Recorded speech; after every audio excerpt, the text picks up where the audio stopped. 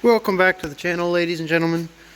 This is going to be part 3 of the 212 restoration. I just got my engine block back the other day. They did the head, surfaced it, cleaned everything up, surfaced the block, bored the block, turned the crank, polished the crank, cleaned up the block, painted it for me. And I bought the parts, but I had them put new valves in it, and springs and seats and guides and everything, because, well, I'm too lazy to screw with it. So it is time to start rebuilding this engine. Let's start by pulling everything out of the rebuild kit here. And you know what we're working with.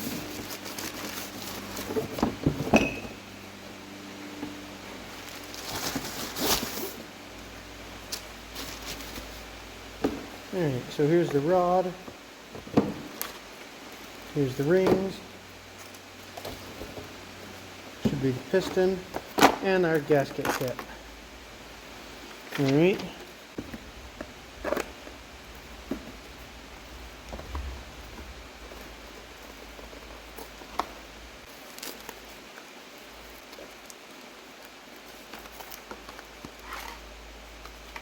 There's all my rings.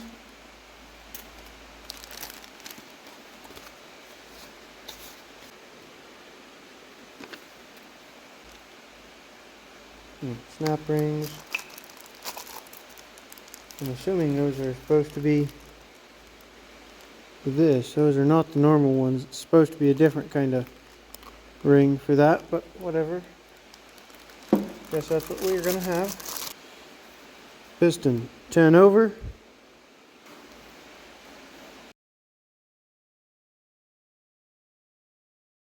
Alright, finally got the oil ring in here. What I did is put the bottom piece in, top mostly in, and peel part of the bottom out, get the top right in, then just slide this one down in, and it's all in there together. Now for these two rings. So here's the ring, the angled side goes up. So that's this corner here, goes like this. Last year I didn't have anything interesting to put rings on. I've since got a ring opener upper doodaber. They're both in here. Right, now we got to put the piston rod on the piston.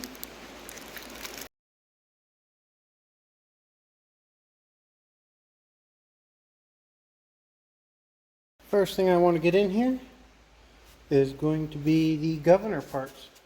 Here's the governor. I always like to check them. It's pulling both of the weights in.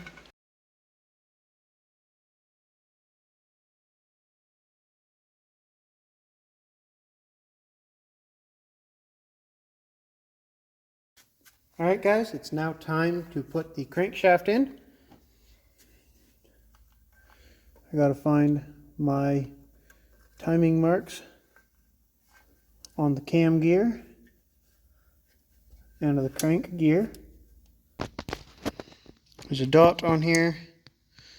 There's a C.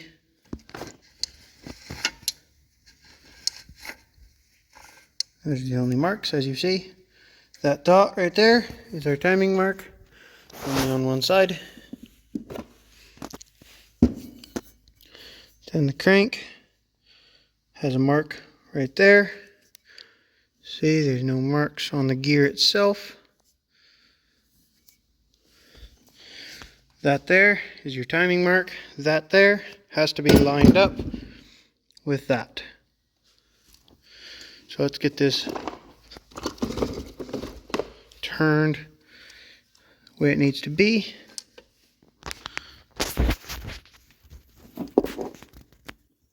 There's our timing mark right there. Now to set the crank in. There you go. Alright, now you see how these teeth are slotted. That means I need to put that in about a tooth off from what it looks like it should be on the crank and on the cam also. So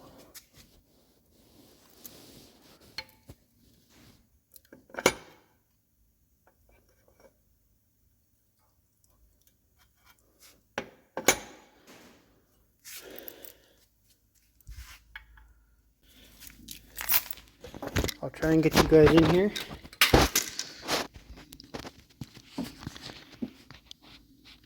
See the timing mark on each one. We're lined up and timed. Now I need to put this bearing plate on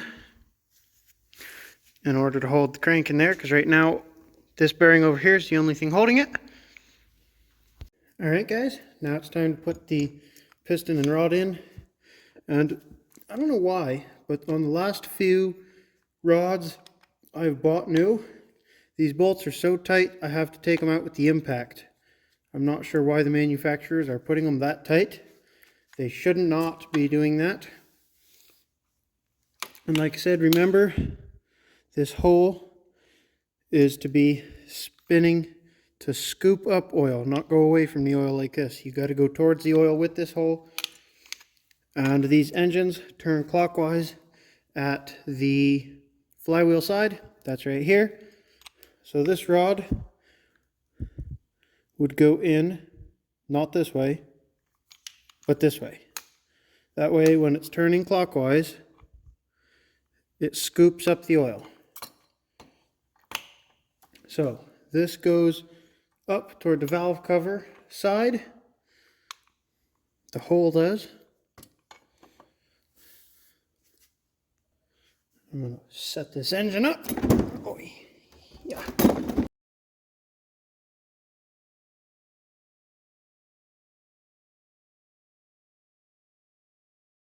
All right. Torque spec on this is 23 3/4 foot-pounds. But we're going to go to 24 because, well, that's a lot of hassle just to go to such a weird number like that. So we're going to start out by going to 10.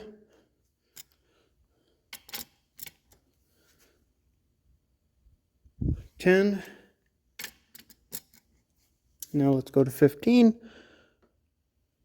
15.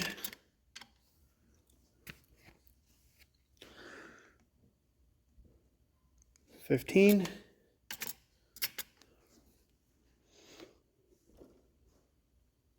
20.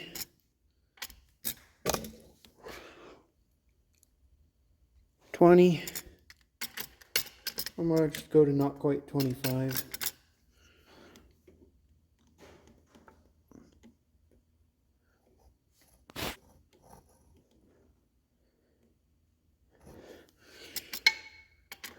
Not quite 25.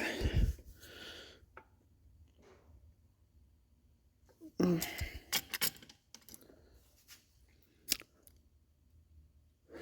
right. Double check. Double check. All right. We're torqued.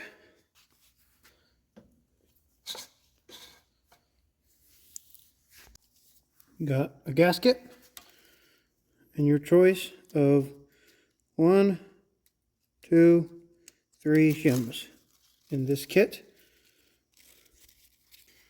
So let's put on the gasket and we'll do 2 shims just for shits and giggles. Change it. You want to take it back off? Okay, so this bearing plate is on with 2 shims. Actually, that's pretty good. I might actually take 1 shim out though. I think that's a little excessive, actually. Let's go take 1 shim out.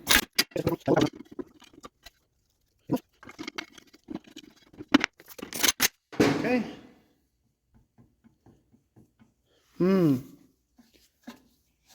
Ouch. I don't know.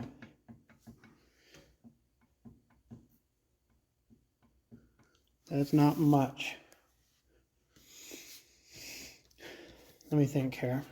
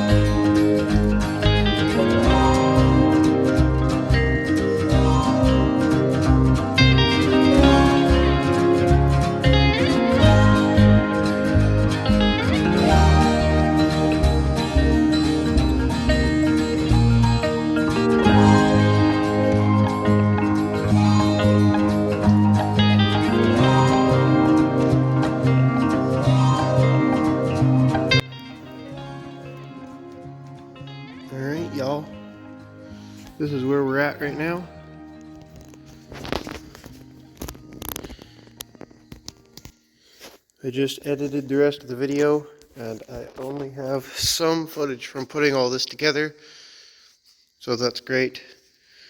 I started putting on the tins and it cut out, but it's all done now. That's going to be a wrap for the video. Stay tuned for a video on putting it in. I'm going to be doing that probably today, but that will be in the final video, which you guys won't see for a little bit. This engine is done and rebuilt, so let's get this in the tractor and get this project wrapped up. Thanks for watching, guys. If you enjoyed the video, please hit the like button, and if you're not already, please consider subscribing. Again, thanks for watching, and I will catch you guys on the next one.